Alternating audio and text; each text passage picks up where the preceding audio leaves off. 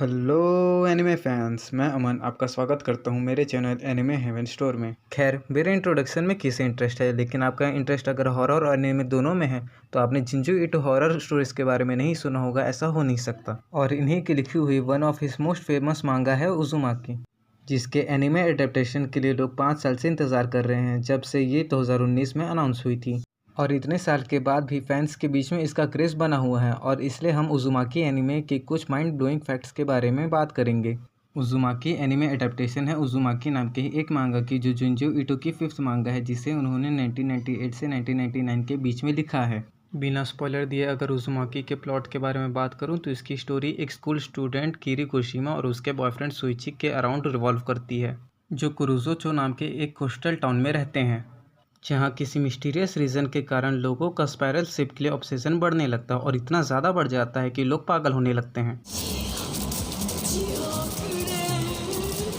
और कैसे वो इस मिस्टीरियस फोर्स का सामना करेंगे, इसी के पास स्टोरी रिवॉल्व करती है। तो अब चलते हैं फैक्ट्स की ओर। Fact number 1, Uzumaki's meaning and its importance in Japanese folklore. Uzumaki का मतलब होता है स्पाइरल्स यानी भंवर, और जैपनीज फोकलोर में स्पाइरल्स को पानी और अंडरवर्ल्ड के साथ एसोसिएट किया जाता है, और माना जाता है कि ये स्पाइरल्स लोगों को डेथ के बाद अंडरवर्ल्ड में खींच के ले जाते हैं। फैक्ट नंबर 2, उज़ुमाकी इंस्पायर्ड है MCS सेट्स के आर्ट से, जिसमें वो स्पाइरल्स और इम्पॉसिबल ज्योमेट्री का यूज करते हैं, जो जुंजू ईटो को फैसिनेट करती है। और गुस्ताव दौर के डार्क डिटेल्ड इलस्ट्रेशन, साथ ही साथ HP लवक्राफ्ट ने भी, जिनके जुंजू ईटो फैन हैं, उनके horror and incorporated elements for cosmic horror के लिए।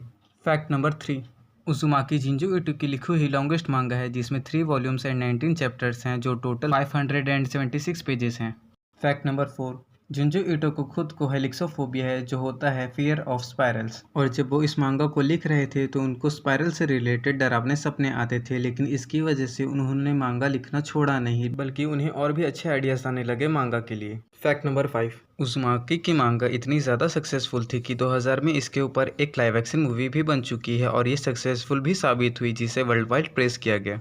फैक्ट नंबर 6, किरीकोशिमा जो इसकी मेन प्रोटैगनिस्ट है, उसके कैरेक्टर ट्रेट्स इंस्पायर्ड हैं ईटो के खुद के घर के फीमेल्स से, जो उसके स्ट्रॉन्ग नेचर को दिखाता है। वहीं पर उसका कैरेक्टर डिज़ाइन इंस्पायर्ड है री मियाजावा से, जो एक जापानीज हॉरर एक्ट्रेस है। और अब आप बोलेंगे तो बिल्कुल भी सेम नहीं दिखते, तो एक बार उनकी जवानी की फोटो देखिए। और सुइची जो कि किरी का बॉयफ्रेंड है, उसका कैरेक्टर डिज़ाइन इंस्पायर्ड है एक जापानीज एक्टर एंड म्यूजिशियन तेत्सुया बेसो से। फैक्ट नंबर 7, रीज़न कि उज़ुमाकी को ब्लैक एंड वाइट में बनाया गया है, इसका जवाब हमें जुंजी ईटो और उज़ुमाकी के डायरेक्टर हिरोशी नाकाहामा से मिलता है, कि वो एक ऐसा एनिमे बनाना चाहते थे जो जुंजी ईटो के original black and white style के साथ ट्रू रह सके और मांगा के इरी एंड टेंस एटमॉस्फेयर को बनाए रखे। और अगर आप वीडियो में यहाँ तक के बने हुए हैं तो वीडियो को लाइक और चैनल को सब्सक्राइब कीजिए।